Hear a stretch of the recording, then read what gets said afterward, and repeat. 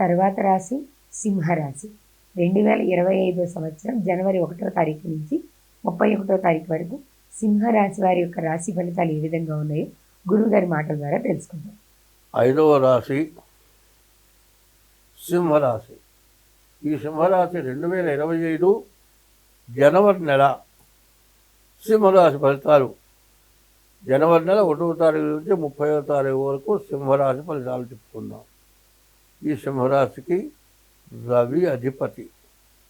సరిగా చెప్పాలంటే ఈ సింహరాశికి ఏ గ్రహం కూడా బాగలేదు. 9 గ్రహాల్లో కూడా ఏ గ్రహం కూడా పూర్తిగా బాగలేదు. ఈ గ్రహాన్ని, ఈ సింహరాశిని గురించి చెప్పడం చాలా కష్టం. ఇప్పుడు సింహరాశి అంటే సింహరాశికి సూర్యుడు అధిపతి. సూర్యుడిని మించిన దైవం లేడు.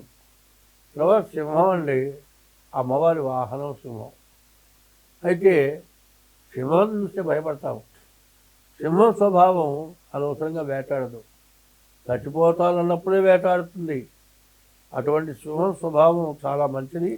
అడవికి మృగరాజైంది. అయితే ఈ సింహరాశి నవగ్రహాల్లో 9 గ్రహాల్లో ప్రథమమైన గ్రహం సూర్యుడు. అటువంటి రాశికి చాలా ఇబ్బంది వచ్చింది అంటే మిగతా గ్రహాలన్నిటికీ ఇబ్బంది వచ్చినట్టే లెక్కేసుకోవాలి. కాబట్టి ఈ రాశి వాళ్ళు చాలా జాగ్రత్తగా ఉండాలి. ఎట్లా ఉండాలి జాగ్రత్త అంటే, ప్రతిరోజు నిద్ర లేచేటప్పుడు 2 అరచేతులు ఇట్లా తుడుచుకొని అట్లా చేతులు చూసుకోవాలి. చూసుకునేప్పుడు ఒక శ్లోకం ఉంది. కరాగ్రే వసతే లక్ష్మి, కరమధ్యే సరస్వతి, కర మూలేతు గోవింద, ప్రభాతే కరదర్శనం.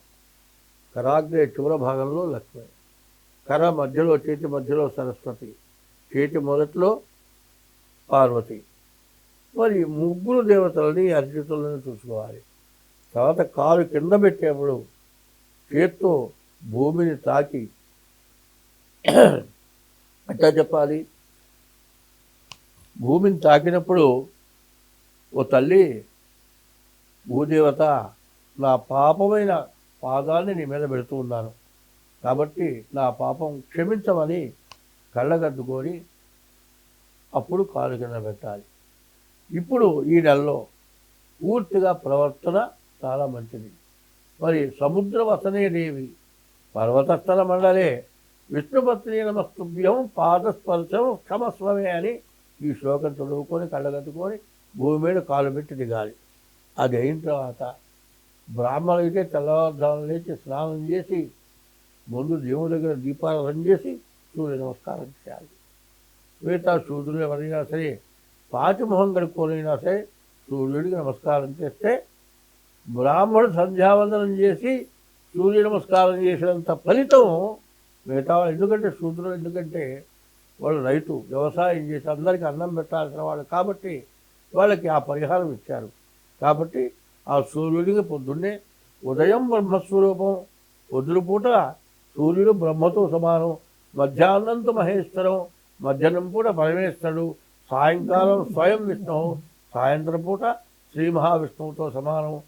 మరి సాయంకాలం త్రికాలం మహాదివాకరం 3 వేళలా ముగ్గురు బ్రహ్మ విష్ణు మహేశ్వర స్వరూపాలతో ఉంటారు. కాబట్టి బ్రహ్మ విష్ణు మహేశ్వర దర్శనం గుళ్ళో పోయి చేసుకునే దానికంటే ఎక్కువ ఫలితం వస్తుంది.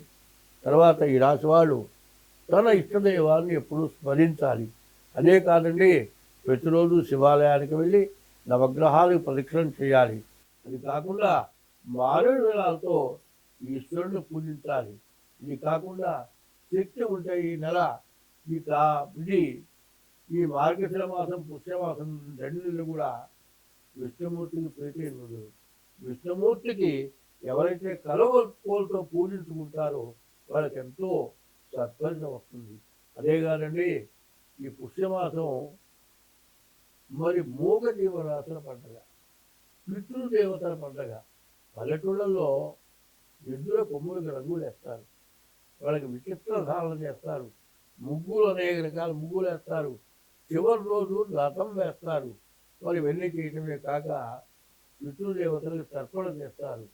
మరి తండ్రి వసురూపం, తాత రుద్ర రూపం, ముత్తాత ఆదిత్య రూపం అన్నారు.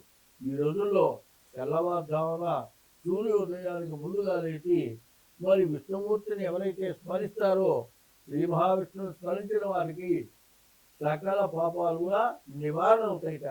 హరే రామ రామ రామ హరే హరే, హరే కృష్ణ కృష్ణ కృష్ణ హరే హరే, ఈ నామాన్ని వీటి షోడశ నామాన్ని కలి కల్మషనాశనం ఈ నామం చదివితే ఈ కలిలో చేసినటువంటి మహాపాపాలు మొత్తం పోయేటువంటి రోజు ఈ పుష్యమాసం. ఈ సంక్రాంతి పండుగ లోపల విష్ణుమూర్తిని పూజిస్తే మరి ఈ మేషరాశి వాళ్ళకి ఎంతైనా సత్ఫలితం వస్తుంది. అదే కాదండి, మీ ఇంట్లో తల్లిదండ్రులు ఎవరైనా పోయిన వాళ్ళకి ముందు పిండ ప్రదానం చేయటం, తర్పణలు చేయటం, ఇటువంటి పనులు తప్పనిసరిగా ఈ నెలలో చేయాలి.